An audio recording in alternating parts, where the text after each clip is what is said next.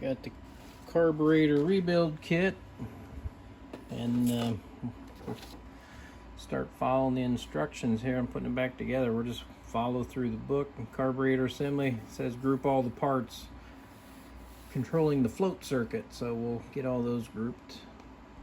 Okay, we've grouped all the parts together. I went ahead and done number 6, 7, 8, and 9. It's basically put the fast light alarm on, and we got the washer in there. So we got this piece on, then there's a washer between there and then this arm, and then on the back side we tap the port plug back in, put the idle screw and spring on, and then we put the gasket on and attach the 3 screws, 1 from the top, 2 from the bottom. Okay, now we're going to install the low speed jet. It goes right here, and this is the longer skinny one.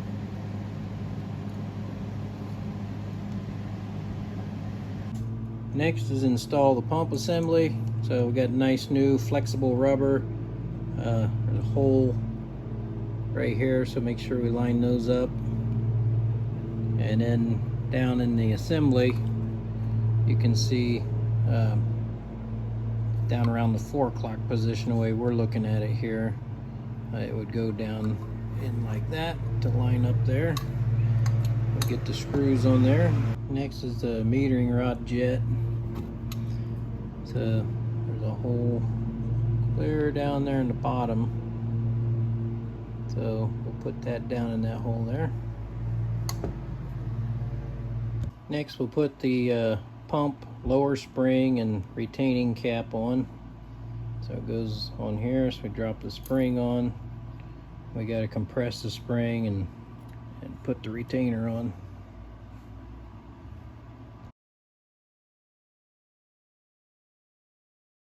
Okay, just took a little bit of fidgeting, but we finally got it down in there. And of course, when the gasket and stuff goes over, to help hold that in.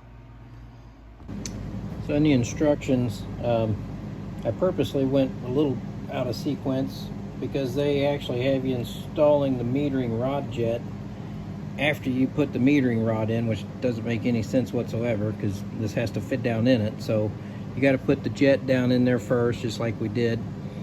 And then we have the actuator arm assembly. This goes down, that'll connect to the throttle linkage. So this sets on top of that first retainer.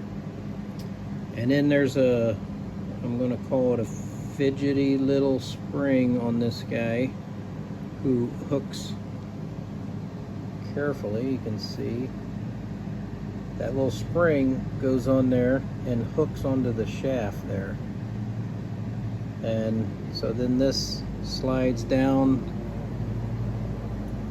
into the metering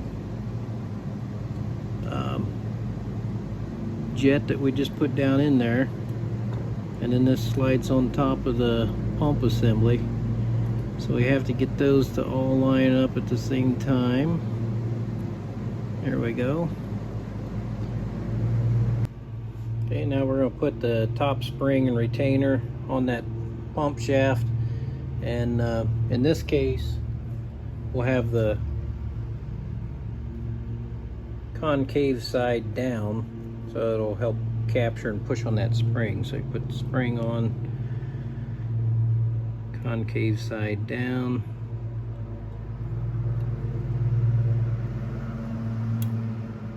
just like that.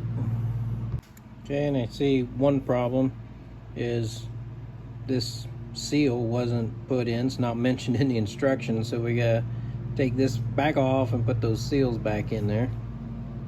So what I've done with the seals, I went ahead and slid it onto this actuator shaft, and you notice when you put it in, it's got there's like a beveled edge, cut edge there. That's for the other housing to come on top. So I'm just gonna hold those in place, line it up on the slot, and then make sure that that's where it needs to be there. Okay, now we can put the top assembly back on. And the metering.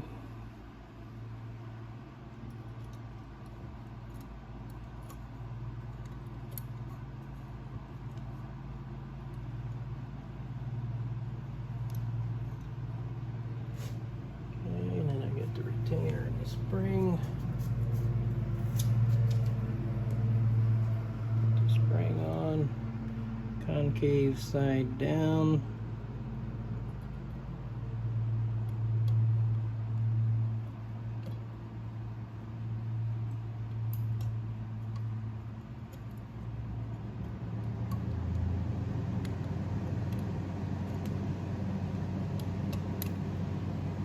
Okay, good.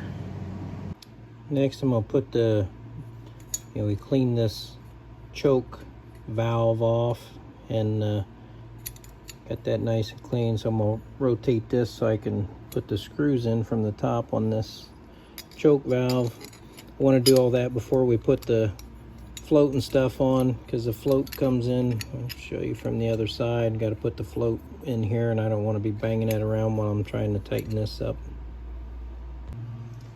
Okay, trying to get these little screws back into the throttle, the choke plate shaft, and I notice on the end, after they put those in, they must have punched the ends of those to spread the threads out so that these screws couldn't back out and be sucked down into the engine. So I've got to file off or pinch these down just a little bit just to get them to start the thread again. That's why they were so hard to get out. Okay, finally got those 2 screws on. That one I had to carefully file the tip of that screw down just a little so it would start, and then it was nice and snug going in so it can't back out. Just a quick note here on the throttle, there's a stop block on the casting, so you want to make sure that can hit that back side of that, and then the idle set screw will go in there to control that idle. So then you'll have your throttle, which makes sense. When you open a throttle, that's wide open, and then as it closes up, the set screw will touch that block right there. For the pump connector link, this goes on the other side of the carburetor. It's probably easiest to put this in first. There's a flat here with a circle on this side, so put the circle side on first. The flat goes to the outside, and as we start to align those, we gotta make this pin align with this hole down here also.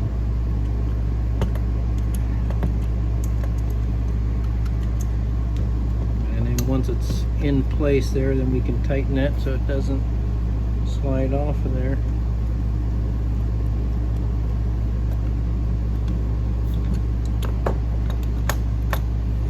Have to make sure there's